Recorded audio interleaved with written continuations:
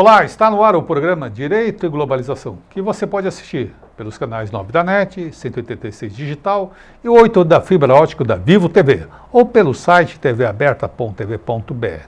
Também estamos presentes no Facebook, na live TV Aberta SP. Se você tiver dúvidas, sugestões, envie e-mail para direitoglobalização@tvaberta.tv.br. Vou repetir, direitoglobalização@tvaberta.tv.br. O entrevistado de hoje é Dr. Gilberto Marques Bruno. Dr. Gilberto Marques Bruno é advogado. E o tema hoje é um tema atualíssimo, é comércio eletrônico. Antes de mais nada, bem-vindo, Gilberto. Outra vez aqui no nosso programa, aceitou novamente nosso convite, está aqui presente. Obrigado pela sua presença, Gilberto. Eu que agradeço, doutor Martim, é uma honra muito grande estar aqui, obviamente, pela segunda vez, para a gente conversar de temas que são considerados extremamente relevantes na atualidade. Sem dúvida, e um tema escolhido hoje, o comércio eletrônico, é um tema da maior relevância, porque todo mundo hoje compra muito, todo mundo não diria, muitas pessoas, sendo um pouco mais rigoroso, muitas pessoas compram muito via internet. Isso apresenta oportunidades e riscos. Mas como começa esse comércio eletrônico? Pois bem, qual a origem disso? Pois bem, doutor Martim, a origem do comércio eletrônico se deu por volta da década de 70. 70 já? 70. Quando nos Estados Unidos foram criados alguns sistemas de operações de pagamento ligados de forma online ou por telefone entre instituições financeiras e algumas empresas. Mas o grande crescimento do comércio eletrônico efetivamente se deu com a vinda da internet e o momento em que ela foi liberada para o aspecto comercial. No Brasil, especificamente, isso se deu na década de 90. Aí sim nós passamos a ter algumas operações, ainda que embrionárias, no âmbito do comércio eletrônico, mas que foi o grande passo para que nós chegássemos até a atualidade e, evidentemente, ainda temos muito por seguir daqui por diante. Agora, você diz em 90, o que era o comércio eletrônico em 90, o que é o comércio eletrônico em 2018? Pois é, o comércio eletrônico na década de 90... As primeiras operações realizadas de compra à distância, elas vieram evidentemente com a nuance de que seria algo muito mais cômodo para o internauta ou para o consumidor adquirir produtos até pela tranquilidade no sentido de não se deslocar para lojas, shoppings, em datas específicas, ou seja, era um benefício que até então estava se propagando, porém nós tínhamos alguns pontos contrários, dentre eles até a própria questão voltada à conexão. Algumas lojas de varejo, grandes marcas naquela época, começaram a investir, e uma delas, evidentemente, foi uma loja de eletrodomésticos que baseada no interior do estado de São Paulo, que começou efetivamente a desenvolver alguma coisa nesse sentido. Foi a primeira, efetivamente, e qual a loja, seria? o Magazine Luiza. Ele começa, tanto que hoje ele já tem até uma situação de aplicativos, o tal do Magalu, enfim, ali começou. Mas porque a Luiza Trajano, evidentemente, a visão dela de empreendedora arrojada, né? É algo assim extremamente louvável e vale a pena conhecer um pouquinho da história dela. Então ela começou ali no sentido de fomentar essa possibilidade de venda, evidentemente dentro dos benefícios para os consumidores sim, mas também sob aspectos de economia para a própria empresa, porque de certa forma a venda até então através do sistema de comércio eletrônico trazia até alguns benefícios de natureza tributária. Quer dizer, uma carga menor a nível de arrecadação e assim sucessivamente. Há alguma estatística hoje no Brasil ou no mundo que defina qual é o volume de compras via internet? Qual é esse comércio eletrônico? Aqui no Brasil, o que a gente tem... Algum número? Em termos numéricos, vamos falar um pouquinho de faturamento. Tá. 2001, no Brasil, comércio eletrônico gerou um faturamento de R$500 bilhão. 500 milhões de reais. Exatamente. Em 2017, algo em torno de 50 bilhões de reais. Então cresceu... assustadoramente. 100 vezes? Sim. 100 vezes. E por que cresceu, evidentemente? Cresceu... Desconsiderando a flutuação da moeda. Sim, mas se a gente avaliar, por exemplo, que o Brasil é um país em crise, a gente vem passando por uma crise econômica há alguns anos, o comércio eletrônico ele passa a ter um crescimento anual de 2016 para 2017, por exemplo, o crescimento foi na faixa de 18%. Por quê? Porque, evidentemente, a conectividade se tornou maior E não só isso, hoje as compras não se dão apenas e tão somente pela internet, elas já partem para os celulares. No ano passado, para que você tenha uma ideia, cerca de 55 milhões de brasileiros efetuaram pelo menos uma compra na internet. Isso em 2017. E 22% desta população se utilizou de aplicativos de celular para fazer compras também. Então é um caminho extremamente, eu diria, promissor, mesmo para aquelas grandes corporações que possuem as suas lojas consideradas lojas do mundo real, as lojas de varejo. Quer dizer, hoje você pode pegar grandes marcas e você vai observar efetivamente que elas possuem essas lojas no mundo físico e também as lojas no mundo virtual. E, de certa forma, acabam se confundindo nas operações de oferta, de venda, de entrega de produtos e mercadorias e assim sucessivamente. Nessa estatística sua de volume de mercadoria, existe alguma mercadoria que é mais comercializada na internet do que outra? Existe algum setor que desponta mais? Na atualidade, se você comparar com a origem, alguns anos atrás, o que mais se vendia na internet eram CDs, DVDs e livros. Evidentemente já há uma transformação, porque a música você tem outros aplicativos para adquirir, né? Os livros, consequentemente, através dos e-books e assim sucessivamente. Hoje, no Brasil, o que mais vende? Eletrodoméstico, eletroeletrônico, produtos de beleza e medicamentos. Medicamentos? Medicamentos. Mas não há problema com... Eu sempre achei que o medicamento seria uma coisa mais restrita em função da proibição de certos medicamentos, necessidade de receita médica. Aqui, pelo menos nesse centro de São Paulo, a receita médica é uma coisa que funciona. Você não compra remédio proibido, pelo menos não tem conhecimento. Mas o que acontece? Até pela própria evolução da legislação e dos regramentos em relação à comercialização de determinadas mercadorias, você tem condições efetivamente de checar até aquele medicamento que dependa, evidentemente, de uma receita médica, que seja apreendida a receita e seja feito o lançamento nos livros e etc. Enfim, você pode adquirir o produto, você encaminha, digamos, antes em um arquivo digitalizado o próprio documento do médico, a receita, para uma eventual checagem, e depois entrega o documento físico mediante recibo. Enfim, existem várias alternativas até no sentido de racionalizar. Daí um dos motivos que efetivamente os medicamentos começam a ter um certo crescimento. E eu confesso a você, eu vejo muito nas proximidades da minha casa, muitas pessoas de idade um pouquinho mais avançada, eles acabam comprando esses medicamentos ou por telefone ou pela internet, porque de certa maneira a gente pega hoje a questão da inclusão digital e a gente observa que pessoas hoje com 70, 80 anos se utilizam da internet com muita tranquilidade. Meu pai é um exemplo disso, às portas dos 80 anos de idade. Seu pai usa a internet uma boa? Com toda a tranquilidade do mundo, para peticionar eletronicamente, para comprar produtos, para... Imagina que na nossa idade tem gente na nossa faixa etária, um pouco, não sei qual a sua, mas vamos supor que a gente tem a mesma. Sim. Tem gente que tem dificuldades. Ele não, com redes sociais. Às vezes ele tem uma dificuldade ou outra, por exemplo, no grupo de WhatsApp, para gravar um telefone. Isso todo mundo viu. Mas isso é natural, nós temos também. Então, independentemente disso, ele vai com toda tranquilidade e compra. Quer dizer, compra, lança número de cartão, emite boleto, é algo assim espetacular, melhor do que o filho. Está de parabéns, viu? Está de parabéns. Agora uma pergunta é o seguinte, esse comércio virtual, suponho, pelo volume que começou, vamos dizer, pela sua estatística em 17, 18 anos, cresceu 100 vezes mais. Sim. Isso deve representar de alguma forma um declínio em shopping center, por exemplo. Menos presença de lojas...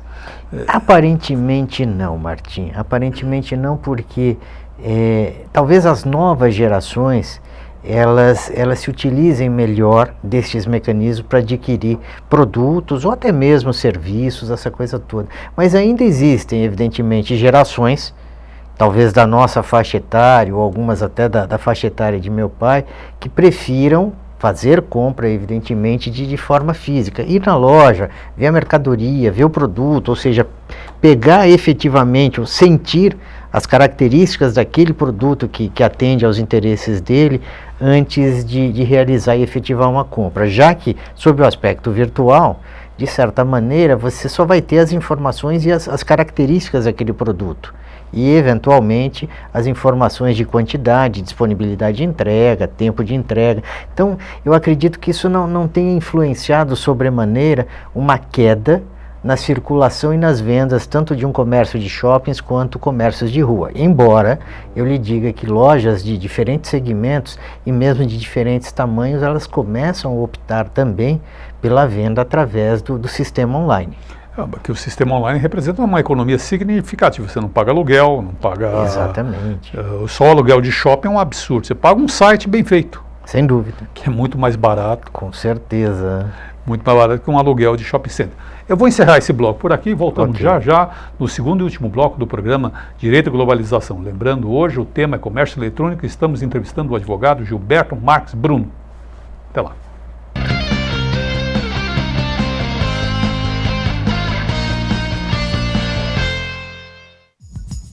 Confira a nossa programação nos canais 186 e 8 da Vivo Fibra Digital e 9 da NET. Disponibilizamos também nossos programas em tempo real no site www.tvaberta.tv.br e no Facebook, acessando facebook.com/tvaberta.tv.br. Assim você participa das lives e fica por dentro de todas as nossas novidades. O programa Direito e Globalização é uma iniciativa da Comissão de Direitos Humanos da Ordem dos Advogados de São Paulo, com apoio científico do Instituto Brasileiro de Ciências Criminais. Faça como esses produtores e realize o sonho de ter um programa na televisão. Venha para a TV Aberta São Paulo. Ligue para 3868-2802 e tenha a oportunidade de estar com mais de 3 milhões de telespectadores. Qualidade na transmissão e custo baixo. TV Aberta São Paulo, a emissora comunitária da maior cidade do Brasil. Acesse o site da TV Aberta São Paulo, www.tvaberta.tv.br. Vídeos. Estamos chegando com mais notícias. Promoções. Assista a nossa programação em tempo real e faça sua pergunta para os programas ao vivo. Participe da emissora comunitária da maior cidade do Brasil. Confira a programação em tempo real da TV Aberta pelo facebook.com/tvabertasp. Lá você fica por dentro das novidades, podendo ainda acompanhar as lives dos programas ao vivo e deixar seu comentário. TV Aberta São Paulo, a emissora comunitária da maior cidade do Brasil. Este programa tem o apoio da TV Interação, Associação Vida e Trabalho e da Ordem dos Advogados do Brasil, Seção São Paulo.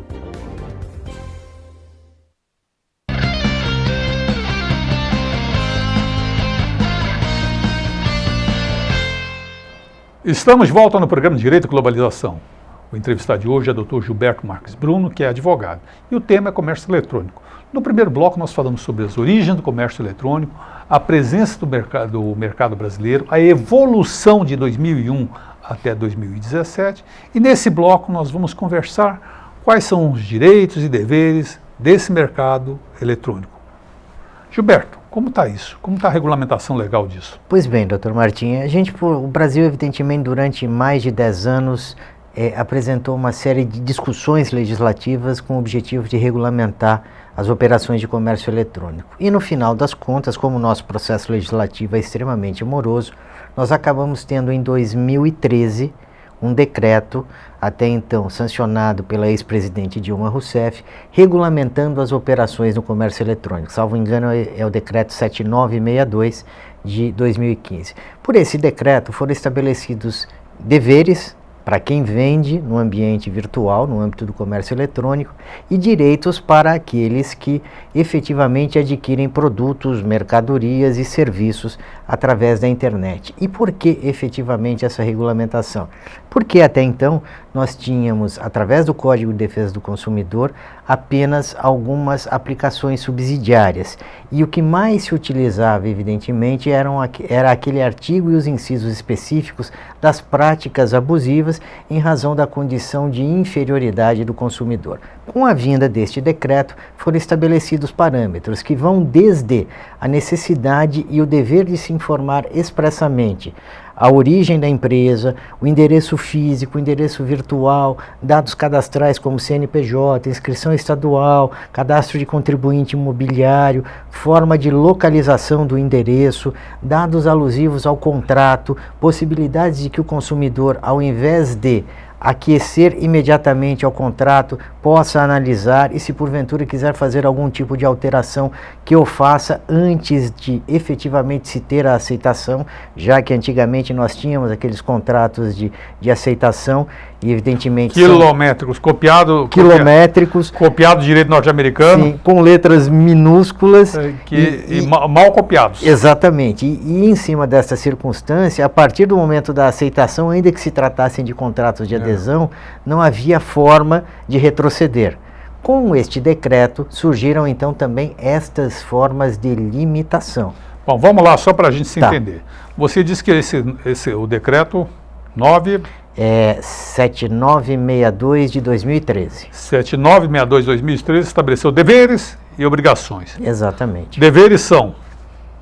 Dentre eles, essa questão das informações da empresa. Informações da empresa. Precisas de forma que o consumidor possa encontrá-la fisicamente ou virtualmente. TV aberta de São Paulo, CNPJ X, rua tal, número. Perfeito. Contato através de telefone, contato por e-mail, contato enfim. com Oséias. Perfeitamente, então tá bom.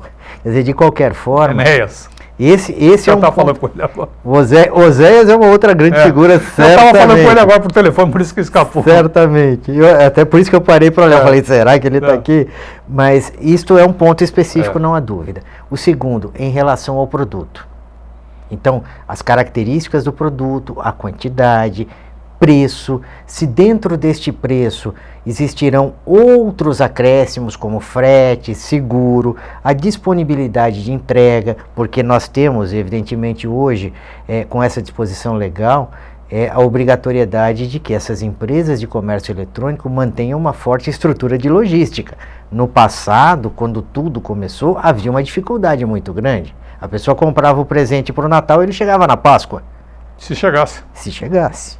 Então, de qualquer sorte, isso é uma previsão legal também hoje, impõe essa obrigatoriedade. E algumas outras ainda ligadas ao próprio produto, sim, mas também outras ligadas à questão do direito de arrependimento. Isso que eu ia perguntar, e garantias, como é que fica? Mudou algo isso ou não? Mudou e mudou bastante, porque hoje o próprio mecanismo que eu adoto para a aceitação de um contrato terá que ser o mesmo mecanismo na hipótese do arrependimento.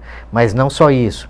É obrigatório que a empresa do comércio eletrônico, que atua no âmbito do comércio eletrônico, a partir do momento do arrependimento, ela dê uma resposta no prazo máximo de 5 dias para o consumidor e tome todas as providências necessárias, inclusive em relação às empresas, eventualmente, de administração de cartões de crédito ou de débito, para que não ocorram os pagamentos ou para que sejam feitos imediatamente os estornos. Coisa que no passado também era algo complexo, porque se eu desistisse da compra, nem sempre a empresa que me vendeu acertaria junto à instituição financeira ou administradora do cartão o cancelamento do débito daquelas parcelas. Na maioria das circunstâncias, eu acabava sendo compelido a tentar solucionar este problema e não solucionava amigavelmente e acabava batendo no judiciário. Você me falou sobre os deveres e os direitos do consumidor. Pois bem, os direitos do consumidor, eles estariam dentro desse universo, por exemplo, do arrependimento, da questão da aquisição da mercadoria dentro dos prazos assinalados e aplicando-se, evidentemente, aí sim, de forma subsidiária, todos aqueles outros artigos do Código de Defesa do Consumidor. Eu diria a você que esse decreto ele veio mais com o escopo de estabelecer as obrigações de quem atua na venda no comércio eletrônico. E, obviamente, dentro do estabelecimento dessas obrigações, trouxe ou fez emergir ou complementar alguns direitos do próprio consumidor. Agora, isso tem sido respeitado pelos grandes... Eu não estou falando das exceções, estou falando da regra geral. Isso tem sido, pelo mercado em geral, tem sido observado? Tem. Pelos grandes players, pelas empresas, tem sido observado? Tem porque nós acabamos adentrando numa seara complicada diante do desrespeito. Ou seja, nós poderíamos acabar adequando determinadas situações às próprias questões do Código de Defesa do Consumidor, que vão desde a multa até o fechamento de um estabelecimento, a contrapublicidade. Então, existe realmente essa grande preocupação, sim, no sentido de fazer cumprir. Até porque a questão marca. É o seu nome, uma grande marca que precisa realmente estar atenta ao cumprimento da legislação nessa nova realidade, que é uma realidade que só faz crescer daqui por diante. Agora, quais são os mecanismos regulatórios desse mercado? Porque a gente vê muita propaganda, vê muita coisa, vê essa legislação, mas existe um campo, vamos dizer, de manobra muito grande para fraude. Existe algum órgão regulatório ou que acompanha essas operações de internet governamental? Eu poderia dizer a você que o único que acompanha, eu diria até de forma constante isso, é o PROCON. É o PROCON. Ou nos diferentes estados, os órgãos de defesa do consumidor. Tanto é verdade que o PROCON em São Paulo, ele emite diariamente uma lista com cerca de 500 empresas que seriam as mais problemáticas nessas operações no âmbito virtual. E quais são elas? Não dando os nomes, mas por setor. Automobilismo seria o maior, mas automobilismo no que se refere não a concessionárias, mas sim lojas de carro. Estas são as mais problemáticas. Onde dá mais golpe, né? Sim, porque às vezes eles acabam anunciando através dos diferentes sites a venda de veículos a um preço às vezes 30%, 40% abaixo do mercado. E a partir desta circunstância as pessoas acabam apresentando valores a título de sinal e aí vão ao endereço físico e quando chegam no endereço físico... A internet ela é prolixa em fornecer boas ofertas, né? Comercialização, sim, comercialização, por exemplo, de artigos esportivos, acessórios. Nós tivemos um caso concreto de um cliente nosso, onde ele acabou sendo não representado, foi feita uma ocorrência policial e uma reclamação junto ao PROCON de uma loja dele.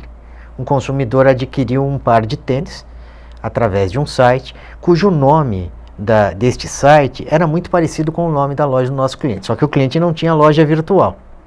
Essa pessoa adquiriu, era um par de tênis que eu achei que custava no mercado em torno de R$ 1.200. Um tênis caro. Estava na faixa de 600 ou 700 para venda. Algo há de errado nisso aí. Exatamente. Aí, muito bem, a pessoa se interessou, pior de tudo, um assessor do Ministério Público Federal aqui de São Paulo, que adquiriu esse produto. Sensacional, foi bárbaro. Mas muito bem, ele adquiriu, pagou no sistema PagSeguro, etc. e... Cadê o tênis dele? Não chegou. Aí ele resolveu fazer uma pesquisa interna corporis, dada a semelhança da razão social do site, e ele bateu na razão social do nosso cliente. Do seu cliente. Muito bem. O que fez ele? Foi ao PROCON, fez a reclamação e registrou uma ocorrência policial lá na cidade de Embu-Guaçu, onde se encontra a sede da empresa do nosso cliente. Sede de uma loja física de artigos, de roupas e calçados e etc. Muito bem. Fizemos uma defesa, apresentamos ao PROCON, porque a primeira coisa que eu fiz imediatamente, quando eu tomei pé das informações, chequei no site. No que eu bati o olho, lá pequenininho, no finalzinho do site, o número do CNPJ. Que não conferia com o seu. Que não conferia. Fui mais além, chequei na Receita, CNPJ inativo. Surpreendeu-me, evidentemente, esse assessor do Ministério Público Federal não ter essa sensibilidade, eu diria. Ser tão descuidado. Mas deixa para lá. Quer dizer, esse mérito não nos cumpre, evidentemente, julgar. Aí, muito bem. Feito isso, chamei o sócio da empresa, um jovem, e falei, bom, vamos à delegacia, né? E assim fomos, prestamos as declarações, juntamos as cópias, inclusive do print do site, etc. O delegado falou, fiquem tranquilos, porque não há o que se fazer, não há responsabilidade. Em relação ao PROCON, da mesma forma, a defesa apresentada foi acolhida e a reclamação dele foi simplesmente prontamente arquivada. Então, de qualquer sorte, qual é o grande problema também? Às vezes a oferta é extremamente atraente. E aí nós entramos, lamentavelmente, naquela circunstância de alguns, não são todos, mas alguns brasileiros, que diante de uma oferta extremamente interessante, resolvem revigorar a chamada lei do Gerson, de levar vantagem, falam, bom, é por aqui que eu vou. E neste caminho que acaba entrando, acaba efetivamente encontrando o quê? Não uma luz no final do túnel, mas sim uma porta trancada. Há um antigo adágio que diz queijo fácil só em ratoeira. Exatamente, é isso mesmo, doutor Martim, não há dúvida.